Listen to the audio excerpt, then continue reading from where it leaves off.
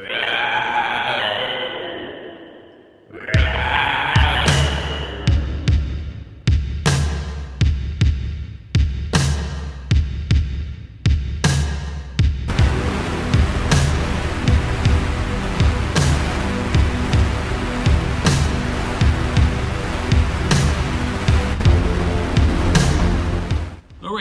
first up is Heretic. That's the next movie for spooky season. Alright, we got Hugh Grant. Yeah, Hugh Grant making a comeback. Probably should have got some Oscar nominations for this one. Best Actor, Best Supporting Actor, maybe even Best Screen Presence in general. Hugh Grant, he's come a long way. You know, I remember my introduction to this guy was all the ladies were talking about him back when Four Weddings and a Funeral came out, about how charming he was, and how cute he was and whatnot. He's a cute little British guy. And then shortly after that, he got caught in a car with a prostitute in Los Angeles, and then he went on Jay Leno, and then Jay Leno proceeded to beat David Letterman in the ratings forever. And it's all because of Hugh Grant. But you know, he slowly made a comeback. You know, he slowly washed his conscience of that mishap with the sex worker in the car in Los Angeles. And he did About a Boy, which was a very good movie. I revisit that one from time to time. But here he is now in a horror film, a horror thriller called The Heretic. And what's it about? It's about the Church of Latter-day Saints.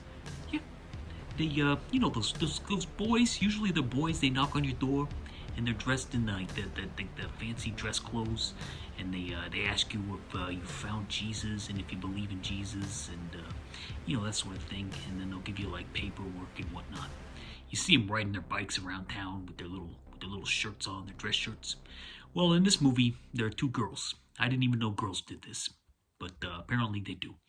And in this movie, these two girls, I think I don't know if they're late teens probably, and they're walking around, you know, going from house to house, you know, just doing their thing. And then their last stop is huge, it's like hidden in the woods. Yeah, the house is hidden in the woods. They lock up their little bikes, and they climb into the.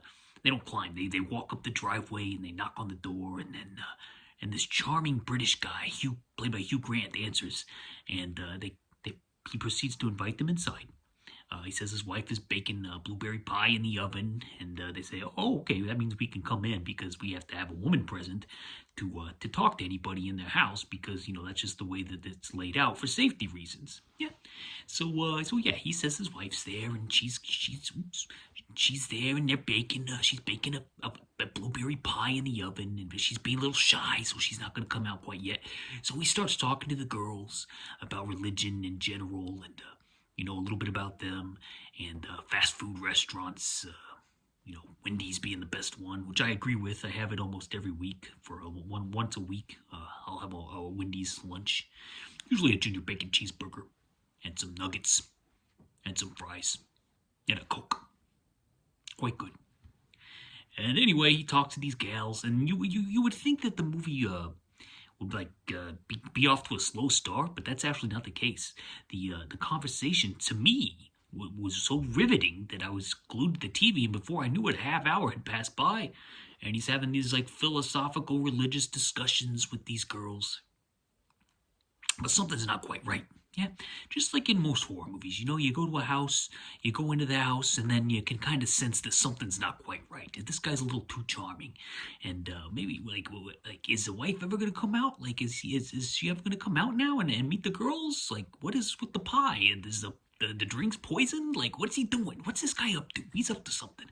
And you know, as with most movies that I watch this month, shenanigans ensue, and all I can tell you, I don't want to give away too much. I want it to be spoiler free here. So let me just say that 4 thumbs up and a heart. Thoroughly enjoyed it. I thought the two girls were fantastic. I think the one leading lady, I don't have many notes with the names on it in front of me. I apologize. I got to make this quick so I don't have time to look it up either. But I'll just say the one girl I think is in Companion as well. And she may be at the risk of being typecast. Like maybe she'll be in like a Johnny Five Short Circuit remake or something. But she's very, very good in this. She seems very smart in this film. Was up to the challenge, the cerebral challenge that Hugh Grant is tossing out to these ladies, young ladies. And the other girl, very naive one, is she's also great. The acting is A+. I love the acting. I love the performances. I love the character dynamics. Before a certain point, I felt like this was going up to the five thumbs. Five thumb modern horror classic. And it's still excellent, and it's still well worth watching, even if maybe it gets goes somewhere you didn't expect. I need another viewing before I really decide how impactful that was. But for now, we give it four thumbs up and a heart on Letterboxd, and I highly recommend Heretic. It's very good, very, very good. And then before that, the second movie this week, so far, I'm losing my. I've had a rough day. I had to take my car to get a tire fixed, and then I ended up having to spend $300 on 2 new tires when I really needed 4 of them, ultimately, because they're so old. And now it's just like, ugh. And then I was just like, where's the money? These tariffs are here, and they're coming, and the housing crisis, and just like all these stories, and I'm just like, that's the real spooky season. The real spooky season is going on out there. Not in here, it's going on out there. But I'm just glad to be home now. And I can forget all about it in my escapades to the spooky horror land. And sorry I keep hitting the camera here. I'm trying to not do that. But anyway, All the Kind Strangers is the next one. This is a 1970s, I think it's a TV movie because it sure does play like one. But it's just one of those like one of those small type stories that you used to get in the 70s, and people would gather around, like the whole family would gather around and they'd watch this a weird movie that was made for like ABC, which this was. I think it was an ABC movie of the week. It's about like a guy. Yeah. A guy played by Stacy Keach. He's on the road. You know the movie Road Games with Stacy Keach? This is 10 years prior, and he's doing the same thing. He's just driving around. This time he's in a convertible instead of a truck, but he's still driving around, and he sees this little boy. He sees a little boy walking along the side of the road carrying his groceries, and he offers the little boy a ride, and the little boy says, "Oh, I don't know, blah, blah, blah." And he's like, come on, I can take you 1 mile. You gotta walk 1 mile. That's too far. Get in. I'll take you there. And then the little boy hops in, as little boys used to do in the 1970s, because nobody knew about stranger danger at that time. But come to find out, Stacy Keach should be the one that was scared all along, because this little boy, he's got a family. Yeah, when they finally get to the destination, he's got a little family waiting in the house, and he's got a big brother played by Peter, played by John Savage from The Deer Hunter. Who's very good here. He's got that distinctive kind of creepy look, kind of haunted look to him, and come to find out, Stacy Keach's car won't start when he gets to the house. He had to drive a lot longer than he thought he'd have to in the backwoods, and he kind of gets it all wet. He has to drive through a creek. As they say in rural America, and his car gets jacked up. Can't get it started.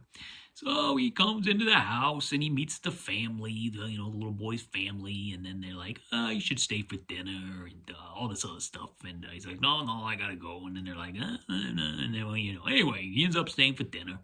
Turns out there's a lady there, and when he goes to greet her in the kitchen, and Peter leaves for a second, she with her finger writes the word help in the dough. In the biscuit dough. And okay, well, something's going on here. What could possibly be going on? I don't know. I have to keep watching. These 70s movies always hook me, and I gotta figure out what's going on next. I love these 70s TV movies. Just like every other movie this month, shenanigans ensue. The kids try to apparently the parents of these children are no longer around for various reasons, and the kids are looking for new parents to take care of them and discipline them and teach them. But it's a democracy in the house, see? So the kids have got to vote whether or not these parents are going to do. And if they vote that these parents are going to do, then Peter does some stuff that's questionable to the supposed parents, you know? So that's the plot, basically. It's very weird, and families would gather around to watch this in the 1970s on ABC, the movie of the week. And you're watching kids kidnap adults, adult napping. Instead of kidnapping, it's adult napping. I saw that comment on Letterboxd. I stole it, so good on that person for coming up with that.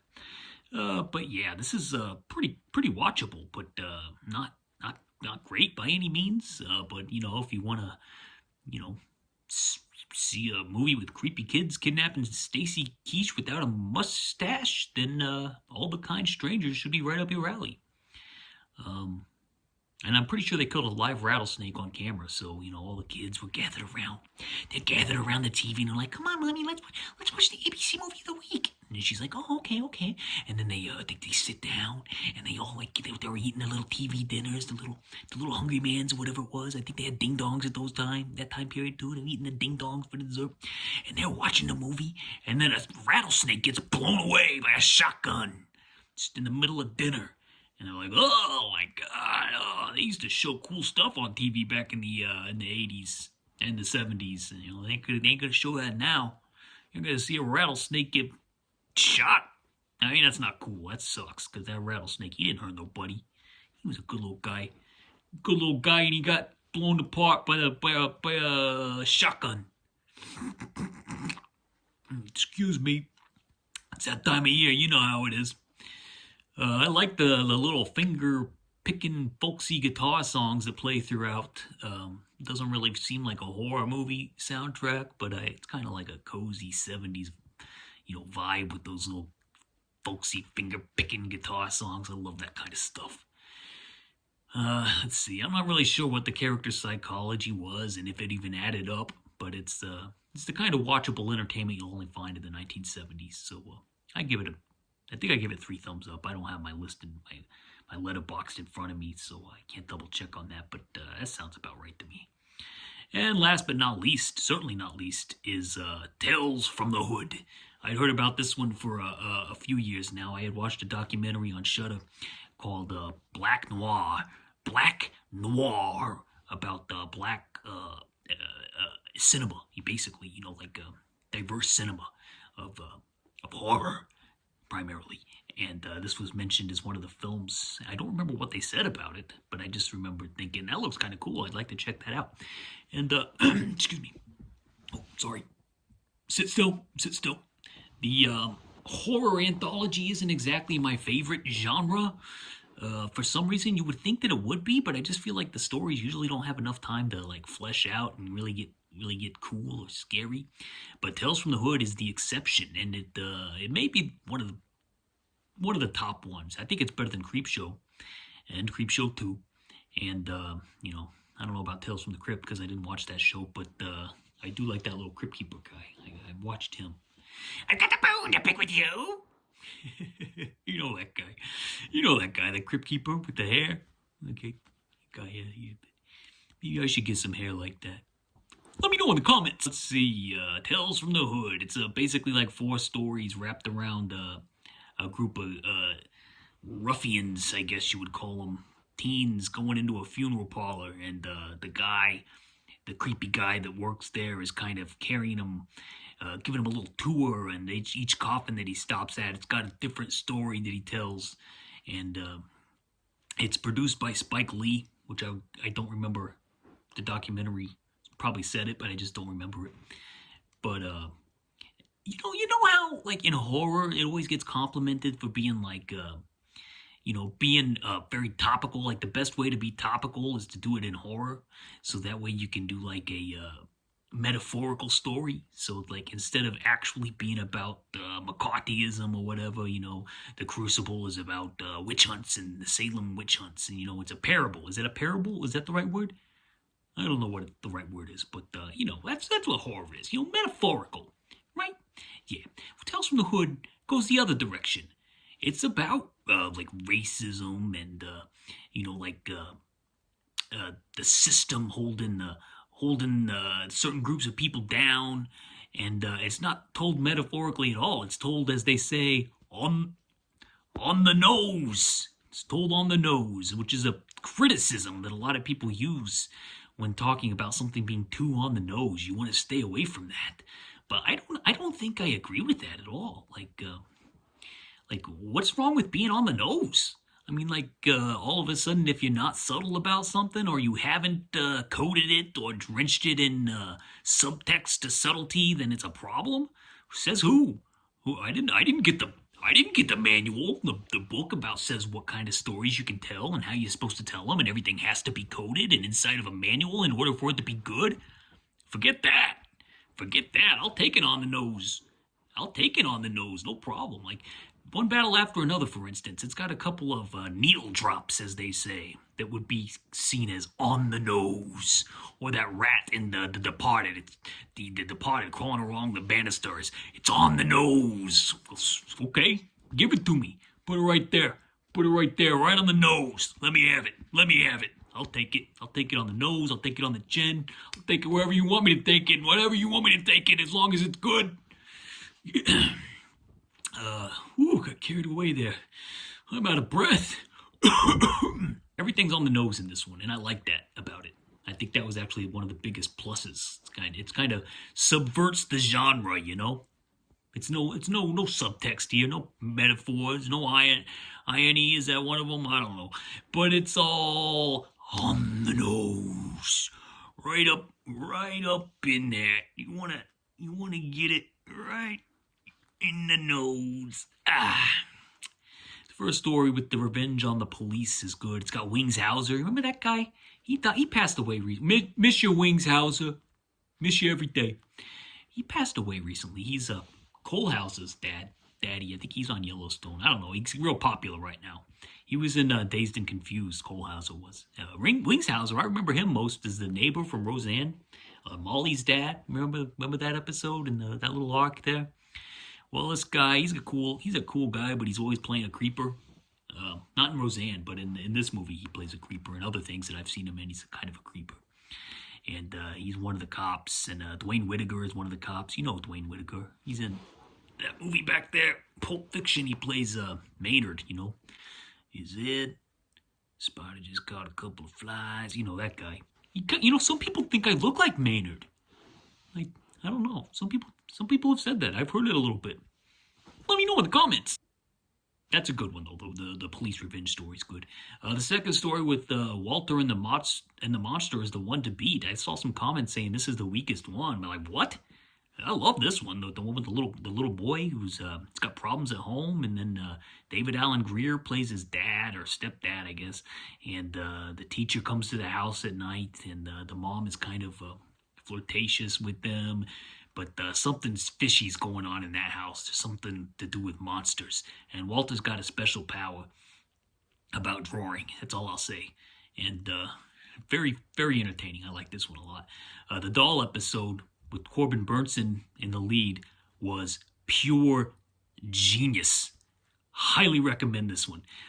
One of the best little doll-related horrors I've ever seen. I absolutely love this. You got the little doll crawling around and running around and jumping on people. It's fantastic.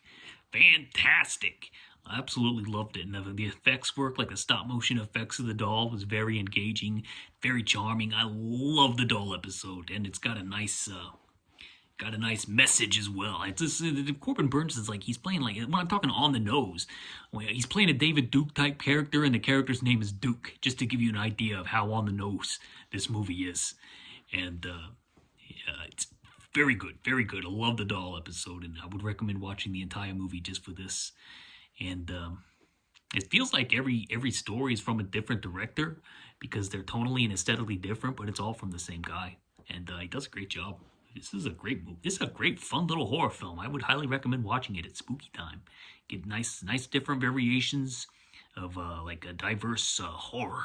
You know, you don't want to just watch a bunch of movies with a bunch of like white dudes and girls in it, because then it gets boring. You want to mix it up. And Tales from the Hood is a great way to do that. And get some social commentary that's on the nose at the same time. And it's not a flaw either. I say it's a plus. Maybe in some cases it can be a flaw, but in this case, it's a plus.